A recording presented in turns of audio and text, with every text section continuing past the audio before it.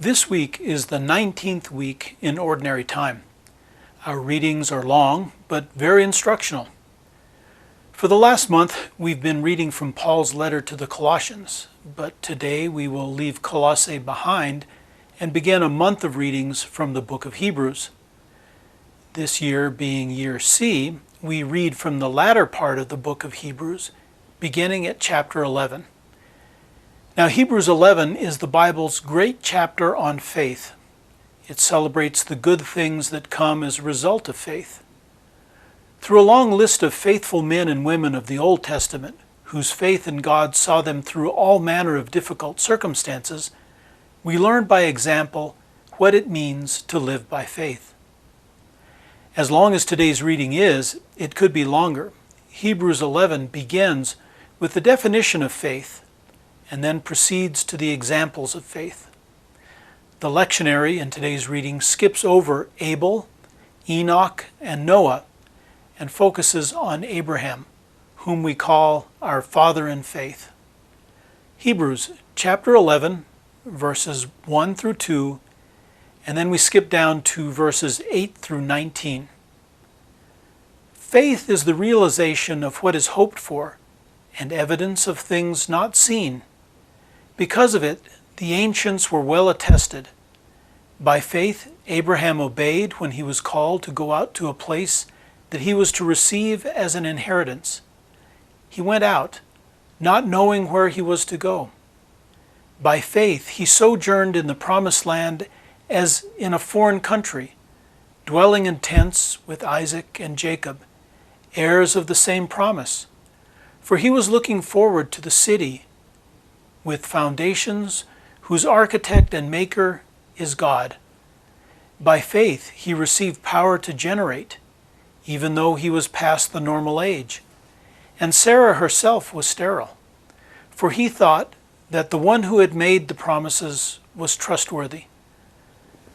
So it was that there came forth from one man, himself as good as dead, descendants as numerous as the stars in the sky, and as countless as the sands on the seashore. All these died in faith. They did not receive what had been promised, but saw it and greeted it from afar and acknowledged themselves to be strangers and aliens on earth. For those who speak thus show that they are seeking a homeland. If they had been thinking of the land from which they had come, they would have had an opportunity to return. But now they desire a better homeland, a heavenly one. Therefore God is not ashamed to be called their God, for he has prepared a city for them. By faith Abraham, when put to the test, offered up Isaac, and he who had received the promises was ready to offer his only son, of whom it was said, "Through Isaac your descendants shall bear your name." He reasoned that God was able to raise even from the dead, and he received Isaac back as a symbol. The famous definition of faith in Hebrews chapter 11, verse 1, faith is the realization of what is hoped for and evidence of things not seen. Because of it, the ancients were well attested. Focuses on two words whose meaning is as complex and multifaceted as faith is. The lectionary translates the first of those Greek words, hypostasis, as realization, and the Greek word elenchus as evidence. One of the questions that comes up is, should these words be understood in a more objective sense, that is, as in the foundation of faith, or in a more subjective sense, as in our inner assurance of faith?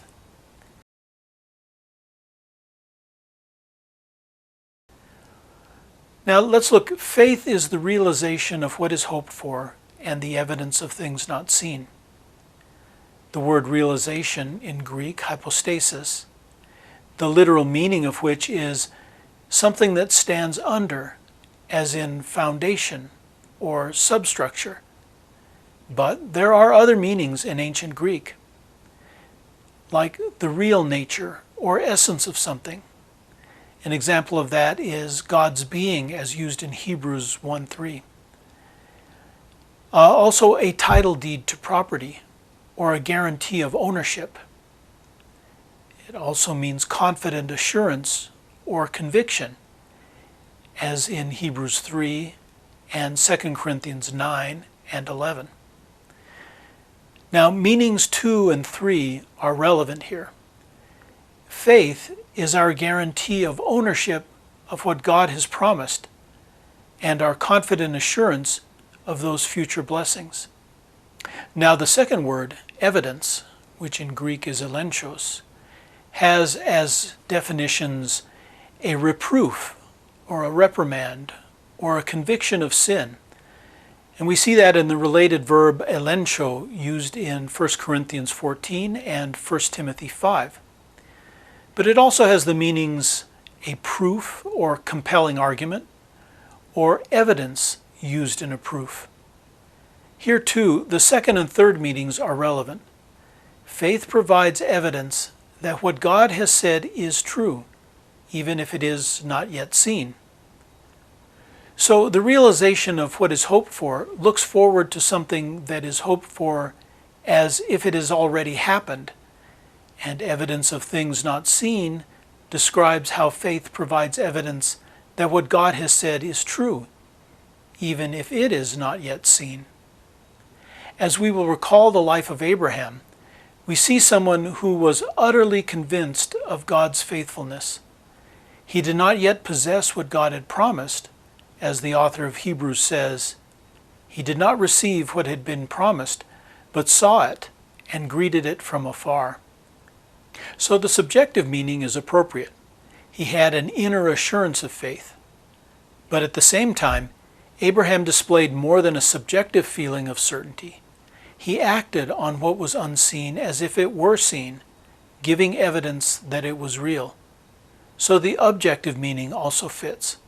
His faith was a title deed or a guarantee of what was hoped for, though he did not yet possess it. This inner assurance was revealed by his actions and is pointed out by the author of Hebrews in 4 key stages of Abraham's life. We see those specifically in verses 8, 9, 11, and 17. Let's look at those. First, verse 8. By faith, Abraham obeyed when he was called to go out to a place that he was to receive as an inheritance. He went out, not knowing where he was to go. Like in all things, the move is God's first. He calls. By God's own initiative, Abraham was called. This is true even in our own lives. We think we come to God, but no, it's God who draws us to him. What we do on our own free will is assent to the call. The author of Hebrews uses examples from the Old Testament, but we can see that same pattern of call and response in the Virgin Mary, in the apostles, and in those who have heard the call to give up everything and to enter the religious life, and even to all people who listen for God's call and answer him, doing his will. Abraham's response to God's call is the model of obedient faith. He went out, not knowing where he was to go. Abraham responded and left his home, and without a destination, he followed God in total dependence, putting his trust entirely in God. Now, Abraham's second act of faith was when he sojourned in the Promised Land as in a foreign country. The operative word here is sojourned. He resided temporarily. Even though Abraham was in the land God promised to him, Abraham never settled permanently there. Except for the cave he purchased as a burial place for Sarah, he never owned anything there. He roamed from place to place, always living in a tent. This image of impermanence is meant to remind us that, like Abraham, the life of Christ's faithful is that of a sojourner in this world. Our true home is elsewhere. The Greek word for sojourner is paroikos, and is the root of the English word parish. The parish is a sojourner in this world. Here the author of Hebrews stresses the eschatological dimension of faith. Abraham's whole life was a pilgrimage, a journey of faith. Hebrews interprets his life and his lack of a permanent home as causing Abraham to look beyond this world, which will pass away, and enkindled in him an expectation of something greater. For he was looking forward to the city with foundations, whose architect and maker is God. In the same way, the faith of Christians is a title deed to the full realization of those blessings in the city that is to come. The third act of faith applies to both Abraham and Sarah. By faith, he received power to generate, even though he was past the normal age, and Sarah herself was sterile, for he thought that the one who had made the promise was trustworthy. This act of faith was accomplished despite both Abraham and Sarah faltering. First, when they decided to have a child through Sarah's maid Hagar, and then when each of them laughed at God's promise. It reminds us of the necessity of perseverance in faith. In the end, when their long-awaited baby was born, they fittingly named him Isaac, which means he laughs. The fourth act of faith was the greatest. Having miraculously been given his promised son, Isaac, God told Abraham to sacrifice that son to him. When Abraham was called by God and left his home, his first act was faith. His act of sojourning in the promised land expressed his faith as trust, the hope of the great things to come. Then, in the story of the long-awaited birth of Isaac, we see the perseverance of faith. But in the binding of Isaac, we see the inevitable test of faith. By faith, Abraham, when put to the test, offered up Isaac, and he who had received the promises was ready to offer his only son, of whom it was said, "Through Isaac, descendants shall bear your name." He reasoned that God was able to raise even from the dead, and he received Isaac back as a symbol. Abraham received Isaac back as a symbol because by that faith it was demonstrated in action, the faith that trusted in God above even the most precious thing. It pointed forward to Christ, God's only begotten Son, who would instead become the sacrifice, and who was indeed raised from the dead. So for us, there are many things we learn from this passage, but the most crucial things are that faith demonstrates itself by belief, trust, hope, perseverance, love, and fidelity. Faith is not just a passive belief, but an active, obedient reliance on God.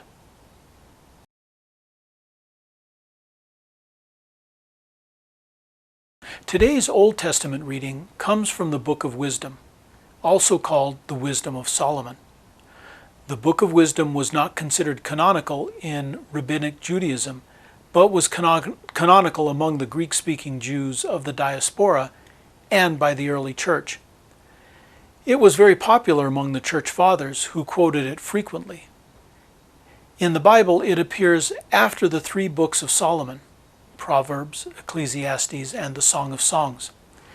It was not written by Solomon, but was attributed to Solomon. John Bergsma calls these books the canonical Solomon, and summarizes their content in this way. In Proverbs, Solomon attains the wisdom that leads to temporal success. In Ecclesiastes, he despairs of temporal success because death renders it vain. In the Song of Songs, he discovers that love is stronger than death. And in Wisdom, he falls in love with Lady Wisdom, that is, the Spirit of God, and so attains immortality. The Book of Wisdom has two main parts. In the first, chapters 1 to 9, Solomon exhorts the rulers of the earth to love righteousness, which will enable them to become wise and reign forever, following Solomon's own example. In the second part, chapters 9 to 18, the sacred author seeks to demonstrate his thesis about the connection of righteousness, wisdom, and immortal reign by tracing and justifying wisdom's actions through the sacred history of Israel, from creation to the Exodus. This Sunday's reading comes from the last section of the book in which the sacred author discusses the plagues on Egypt and the Exodus. Wisdom, chapter 18, verses 6 through 9. The night of the Passover was known beforehand to our fathers, that with sure knowledge of the oaths in which they put their faith, they might have courage. Your people awaited the salvation of the just and the destruction of their foes. For when you punished our adversaries, in this you glorified us whom you had summoned. For in secret, the holy children of the good were offering sacrifice and putting into effect with one accord the divine institution. First, to explain what is being said, this passage is speaking about the Passover of the Exodus, the night when God bought the freedom of the Israelites from bondage to Pharaoh. The night of the Passover was the last of the 10 plagues that God sent against Egypt in an attempt to get Pharaoh to let God's people go. This last plague was the death of the firstborn, in which all of the firstborn of Egypt, from the animals right up to the Pharaoh's own son, would be killed by the destroying angel. To prevent the death of the Israelite firstborn, God instructed Moses on a set of specific things that had to be done so the destroying angel would pass over the houses of the Israelites. This is where the event gets its name. Each Israelite household was to sacrifice a lamb, paint their doorways with the lamb's blood, then roast and eat the lamb.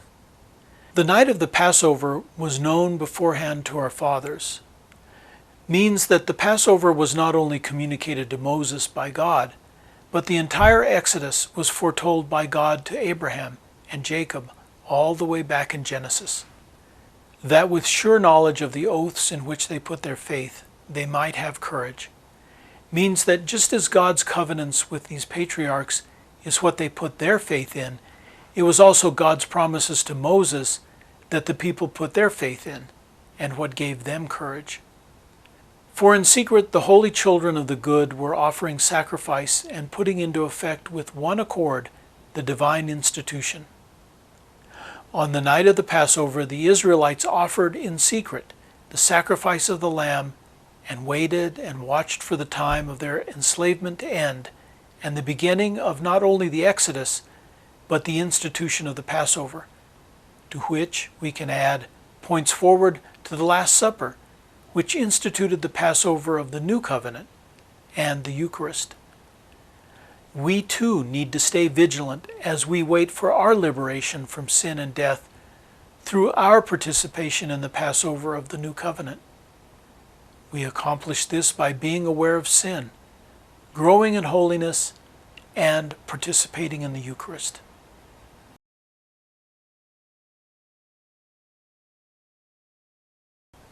Now in today's Gospel, we pick up a few verses after the end of the parable of the rich fool from last week's Gospel.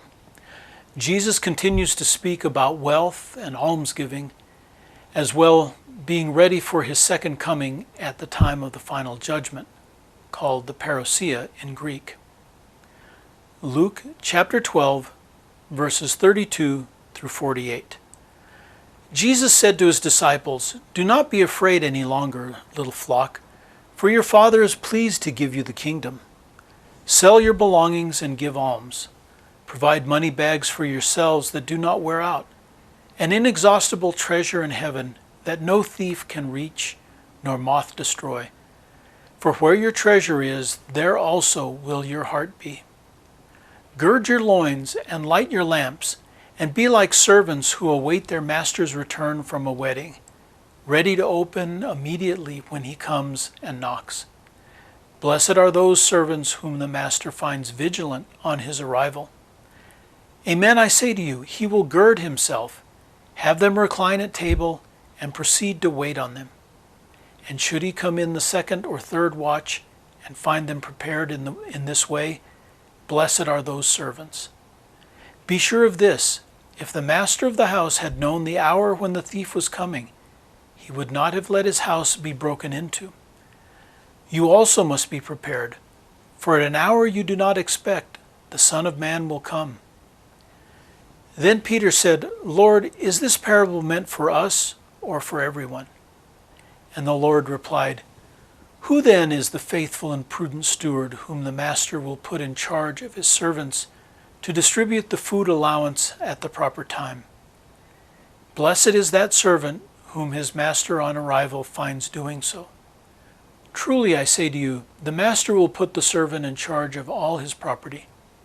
But if that servant says to himself, 'My master is delayed in coming,' and begins to beat the men servants and the maidservants, to eat and drink and get drunk, then that servant's master will come on an unexpected day and at an unknown hour, and will punish the servant severely and assign him a place with the unfaithful. That servant who knew his master's will but did not make preparations nor act in accord with his will shall be beaten severely. And the servant who was ignorant of his master's will but acted in a way deserving of a severe beating shall be beaten only lightly. Much will be required of the person entrusted with much, and still more will be demanded of the person entrusted with more." Today's passage begins with Jesus referring to his disciples as his little flock. This evokes many things, the first being that Jesus does come as the Good Shepherd, to shepherd not just Israel, but all the nations.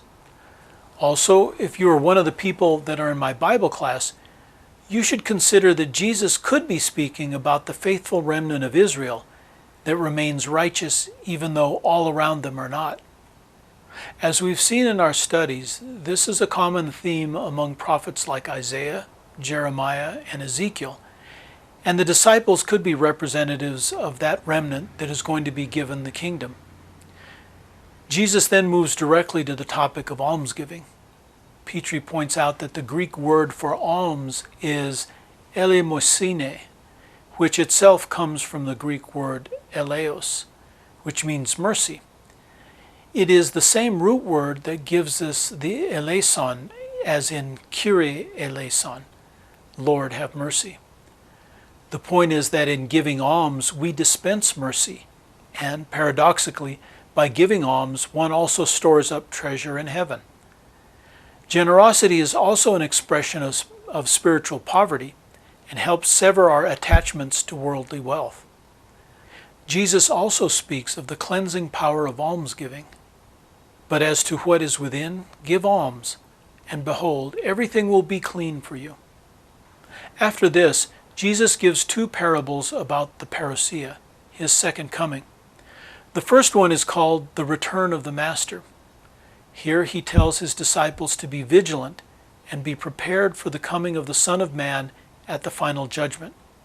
He says of those he finds vigilant on his arrival that he will gird himself, have them recline at table, and proceed to wait on them.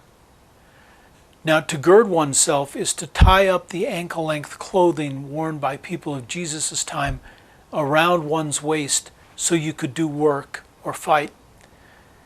What Jesus describes is reminiscent of the washing of the disciples' feet at the Last Supper. And you remember Peter's reaction to that. The idea that the master would wait on a servant wasn't just not done, it was scandalous. But it is the image of grace and mercy that will flow from Jesus out to those who are doing the master's work and who keep his commandments in expectation of his arrival. Additionally, when Jesus speaks about the coming of the Son of Man, he refers to three events, each of which we don't know the hour or the day. The first, of course, is Jesus' coming at the end of time, the parousia, to judge all mankind. The second sense refers to the hour of our own death, for we will be judged at that time. And then finally, in the third sense, it refers to a visitation from the Lord at a time of testing, a time when Jesus comes to test our faith, as happened to Abraham in our first reading. For each of these comings, we need to be ready and not be given over to the things of the flesh. The second parable is very short, and in it, Jesus shifts the focus from the arrival of the Master to the visit by a thief in the night. Both emphasize the uncertainty associated with the coming of the Son of Man. Then there is another shift when Peter asks, "Lord, is the parable meant for us or for everyone?" And Jesus replies, "Who then is the faithful and prudent steward whom the master will put in charge of his servants to distribute the food allowance at the proper time?" Well, just who is the faithful and prudent steward that is going to be put in charge of Jesus' servants? That would be Peter. Here, Jesus is making an allusion to Isaiah 22, where Eliakim is made the chief steward over the house of King David. It was the case in ancient times that the king had something like a chief deputy. In Genesis, Joseph was Pharaoh's vizier, the one who carried out the wishes of the Pharaoh and who had the authority of the Pharaoh. Isaiah is referring to the El-Baith, literally the over the house, who carried out the wishes of the Davidic king and, like the vizier, had the authority of the king. The symbol of the El-Baith was the keys of the kingdom. In Matthew 16, Jesus is more explicit about appointing Peter as the El-Baith, but here in chapter 42 of Luke's Gospel, we see Jesus referring to Peter's appointment as the steward whom the master will put in charge. Effectively, Peter asks Jesus, "Hey, are you telling this parable for us?" And Jesus says, "Well, who is the faithful steward that I have set over my house?" Within this context of servants in the kingdom of God, Jesus follows this up with an interesting beatitude or blessing for the servants under the faithful and prudent steward. He says that if upon his return they are appropriately distributing the food allowance, that is, the ministry of the church in all its aspects, then they will receive his blessing and be put in charge of all his property. But what if the servant isn't responsible? In that case, Jesus describes an irresponsible, unfaithful servant who does one of four things. In the first, the servant beats those under him, eats and drinks and gets drunk. For that servant, the master will punish him severely, literally cut him in two, and assign him a place with the unfaithful. In the second case, the servant who knew his master's will but did not make preparations nor act in accord with that will shall be beaten severely. And finally, the servant who was ignorant of his master's will but acted in a way deserving of a severe beating shall be beaten only lightly. Now, if this is an allegory for the kingdom of God, then as we see, the good servant is rewarded by being elevated into the kingdom. The wicked servant goes to Gehenna, or hell, where he's put with the unfaithful and experiences punishment. But then we get to an irresponsible servant who knows what he's supposed to do but doesn't do it. But unlike the wicked servant, he doesn't get drunk and abuse anyone. He wasn't ready for his master's return. Well, he gets a severe beating. Then the fourth is like him, but the difference is that the fourth didn't know his master's will. This one deserves the severe beating, but because he doesn't know his master's will, he will get a light beating. Now, what we see here in parable form is an image of heaven, hell, and purgatory. And the punishment in purgatory can be severe or not severe. So these are the readings for this Sunday, the 19th Sunday in Ordinary Time.